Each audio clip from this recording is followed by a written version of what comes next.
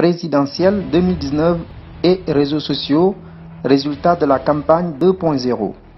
Les réseaux sociaux sont des plateformes du XXIe siècle où les citoyens se croisent pour s'exprimer, discuter et partager des idées. Ainsi, les gens passent un temps important sur ces réseaux sociaux, ce qui fait de ce lieu un terrain de chasse des partis politiques pour convaincre les citoyens d'adopter leurs idées. Ainsi, des études ont déjà montré que les réseaux sociaux ont en particulier une influence importante sur la décision de vote des jeunes électeurs. Au Sénégal, avec plusieurs millions d'internautes, peut-on nier l'impact des réseaux sociaux sur la vie économique, sociale, politique du pays? Les Sénégalais sont-ils influençables à travers l'occupation des réseaux sociaux? Il est difficile de répondre à ces questions de manière factuelle, car pour y arriver, il sera intéressant de faire une vraie étude de terrain sur des cas concrets. La présente étude est réalisée sur la page Facebook officielle des différents candidats à l'élection présidentielle du 24 février 2019. Parmi ces candidats, la page du président Macky Sall est la plus aimée par plus de 419 000 personnes, suivie de celle d'Ousmane Sonko avec plus de 151 000 abonnés. Les pages de Madické, Idrissa et Issa sont suivies respectivement par plus de 87 000, 75 000 et 18 000 personnes. La démarche consiste à relever le nombre de personnes qui interagissent avec les publications de chaque candidat. Pour rappel, à chaque fois qu'une publication apparaît sur Facebook, l'internaute peut aimer, commenter, partager et l'option vue qui comptabilise le nombre de personnes qui ont vu la vidéo. Ces différentes possibilités d'interaction permettent ainsi de savoir le nombre de personnes qui s'intéressent à une publication. Nous avons tenté d'exploiter cette possibilité pour suivre les différents candidats depuis le début de la campagne. Ainsi, pour chaque publication du candidat entre le 3 et le 16 février 2019, nous exportons le nombre d'aimés, de commentaires, de partages et de vues de chaque vidéo, ce qui nous a permis d'avoir des statistiques des publications des différents candidats pour pouvoir les analyser.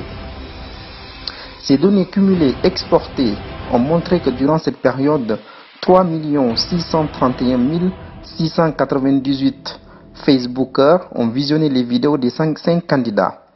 Par conséquent, on peut considérer comme taille de notre échantillon ce nombre de vues pour en déduire les scores réalisés par chaque candidat sur les variables aimés, commentaires, partages et vues. Après dépouillement de ces données vidéo, les résultats sont représentés sur les figures 1 à 4. Comme on peut le remarquer, sur ces figures, quelle que soit la variable considérée, Ousmane Sonko obtient plus de 70% de l'audience sur les données vidéo et 46% sur les données aimées des internautes, voire figure 5. Ainsi, les posts d'Ousmane Sonko comparés à ceux de ses concurrents suscitent beaucoup plus l'intérêt des Facebookers. Au vu de ces résultats, 77% de vues, 88,6% des aimés ou likes, 93,17% des commentaires et 85,1% des partages, Ousmane Sonko est incontestablement le chouchou des Facebookers en matière d'interaction. Chacune de ces sorties est largement suivie, commentée et partagée par ceux qui le suivent. Ousmane Sonko a ainsi fini de bâtir une puissance de communication digitale politique, une première au Sénégal. Et si tout ce beau monde qui s'intéresse à Sonko vote et fait voter pour lui, il pourra faire très mal à ses adversaires et entrer ainsi dans l'histoire politique du Sénégal.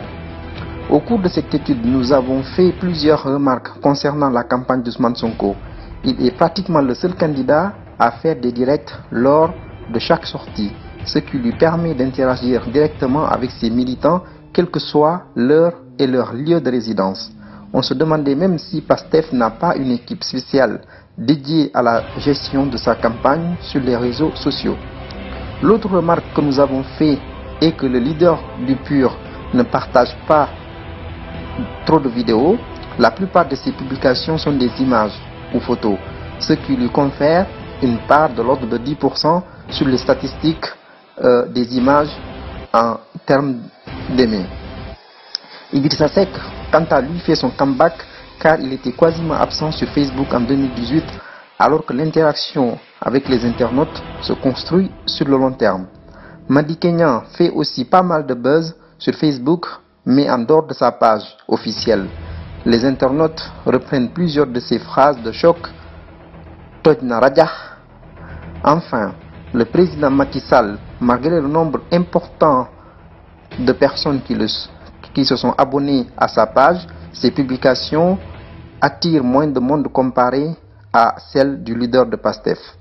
Il faut noter que Macky Sall a déjà théorisé en 2011 la puissance des réseaux sociaux en déclarant: il faut que le futur président de la République, quel qu'il soit, se dise qu'il y a une vigie populaire, une vigie citoyenne qui est là, qui va observer les faits et gestes du nouveau pouvoir.